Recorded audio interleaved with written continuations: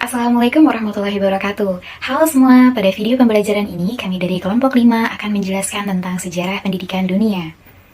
Yang pertama, pada zaman realisme, sejarah pendidikan dunia telah berlangsung lama sekitar 150 tahun sebelum Masehi. Menurut Bidharta dalam Vina Serafina dan Sri Martini, realisme menghendaki pemikiran yang praktis, pendidikan diarahkan pada kehidupan dunia yang bersumber dari keadaan di dunia pula. Tokoh pendidikan pada zaman realisme abad ke-17 yang pertama mengembangkan metode induktif adalah Francis Bacon. Prinsip pendidikan yang dirumuskan oleh Bacon yaitu antara lain. Yang pertama, pendidikan lebih dihargai daripada pengajaran sebab mengembangkan semua kemampuan manusia. Yang kedua, pendidikan harus menekankan aktivitas sendiri. Yang ketiga, penanaman pengertian lebih penting daripada hafalan. Yang keempat, pelajaran disesuaikan dengan perkembangan anak. Yang kelima, pelajaran harus diberikan satu persatu. Yang keenam, pengetahuan diperoleh dengan metode induksi. Dan yang terakhir, semua anak harus mendapatkan kesempatan belajar yang sama. Tokoh ini terkenal karena bukunya Didaktika Magna atau buku didaktik yang besar tahun 1632. Ketika Comenius memegang keyakinan bahwa pansopi diperlukan untuk keselamatan spiritual umat manusia, ia beralasan bahwa manusia yang baik hanya bisa diciptakan jika semua orang memperoleh pengetahuan ensiklopedis. Untuk menjamin hal ini akan terjadi, Comenius melukiskan metode pengajaran universal atau seperangkat postulat pedagogi standar yang akan memfasilitasi komunikasi pengetahuan yang efektif antara guru dan siswa. Comenius adalah salah satu pendidik pertama yang merekomendasikan sistem pengajaran yang koheren dan standar. Ia menyarankan bahwa universalitas alam menentukan bahwa semua orang berbagi tahap perkembangan intelektual yang sama. Yang selanjutnya adalah zaman rasionalisme.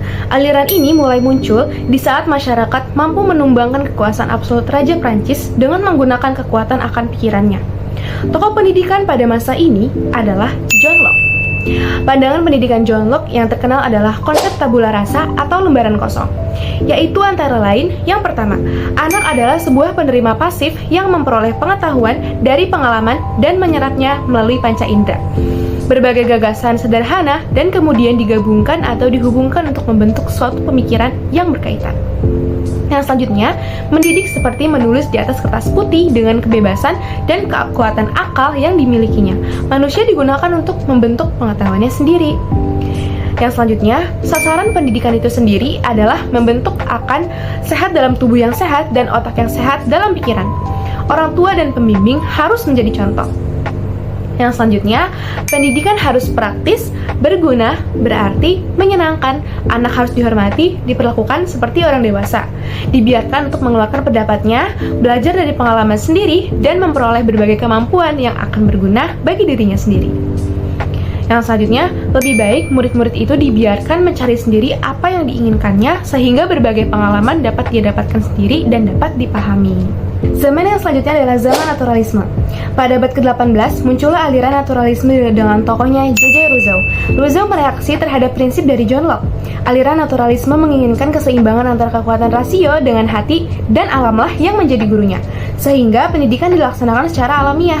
Menurutnya, dalam keadaan primitif, manusia adalah otonom dan bahagia. Menurut Mudia Harjo, dalam Vina Serafina dan Sri Martini Meilani tahun 2019, terdapat 3 asas mengajar, yaitu yang pertama, asas pertumbuhan. Pengajaran harus memberi kesempatan untuk anak-anak bertumbuh secara wajar dengan cara mempekerjakan mereka sesuai dengan kebutuhannya. Asas yang kedua adalah asas aktivitas. Melalui bekerja, anak-anak akan menjadi aktif yang akan memberikan pengalaman yang kemudian akan menjadi pengetahuan mereka sendiri. Nah, asas yang ketiga atau asas yang terakhir adalah asas individualitas. Dengan cara menyiapkan pendidikan sesuai dengan individualitas masing-masing anak, sehingga mereka berkembang menurut alamnya sendiri. Rousseau menjelaskan tentang metode untuk anak usia dini dengan harapan meminimalkan hambatan peradaban dan membawa manusia sedekat mungkin ke alam. Metode pendidikan bagi anak-anak yang dianjurkan Rousseau adalah metode pendidikan negatif, di mana untuk menjadi manusia berbahagia, anak harus dijauhkan dari kebudayaan. Rousseau menekankan suatu bentuk pendidikan yang berkelanjutan yang melalui tahap-tahapnya secara alamiah, di mana setiap proses dalam tahapan pendidikan perlu disesuaikan secara hati-hati dengan kebutuhan perkembangan setiap individu. Assalamualaikum warahmatullahi wabarakatuh. Di sini saya akan menjelaskan zaman developmentalisme. Developmentalisme berkembang pada abad ke-19. Aliran ini memandang pendidikan suatu proses perkembangan jiwa aliran, sehingga aliran ini disebut gerakan psikologis dalam pendidikan.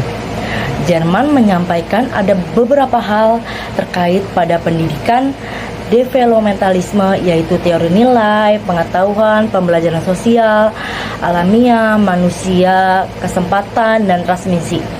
Tujuan pendidikan yaitu mencapai keselarasan melalui kegiatan sendiri.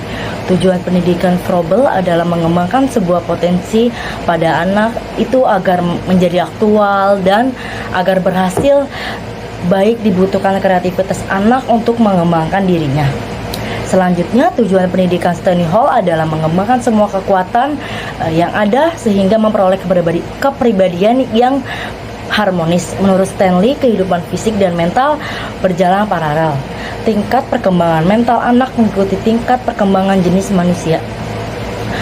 Menurut Pestalozzi, tujuan pendidikan adalah meningkatkan derajat sosial seluruh umat manusia untuk mengembangkan aspek individual yaitu otak, tangan, dan hati mereka. Sedangkan menurut Herbart, tujuan pendidikan adalah membentuk otak susila melalui pengembangan minat seluas-luasnya. Minat anak dikembangkan lewat pengajaran agar memperoleh pengetahuan sehingga anak mau melakukan sesuatu. Intinya, konsep pendidikan yang dikembangkan oleh aliran ini adalah yang pertama, mengaktualisasikan semua potensi anak yang masih laten membentuk watak asusila dan kepribadian.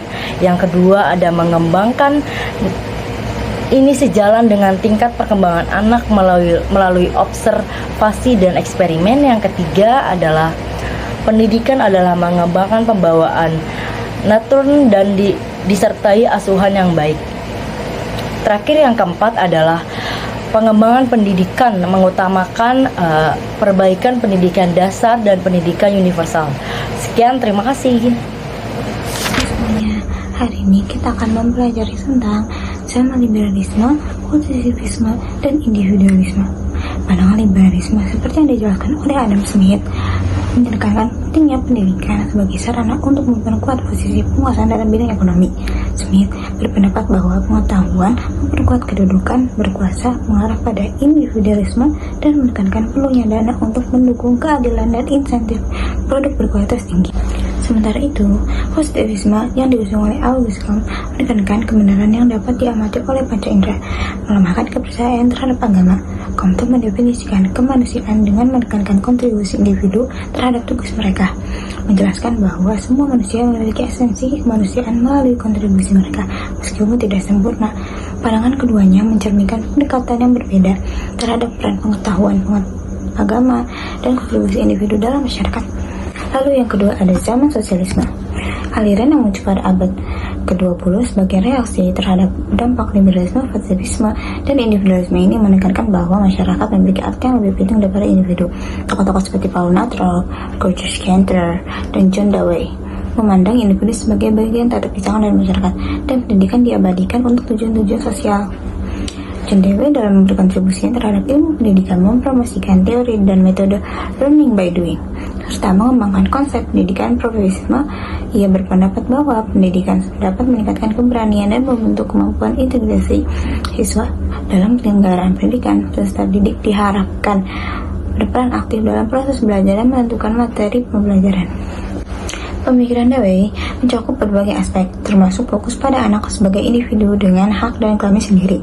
Dewey mengadvokasikan perombakan menyeluruh dalam sistem pendidikan untuk menyesuaikan dengan perubahan mendalam dalam peradaban Amerika, penyesuaian dengan diri kondisi industri dan urbanisasi, sambil mempertahankan nilai-nilai penumpang seperti pengarah diri sendiri, disiplin, kepemimpinan, dan penilaian independen.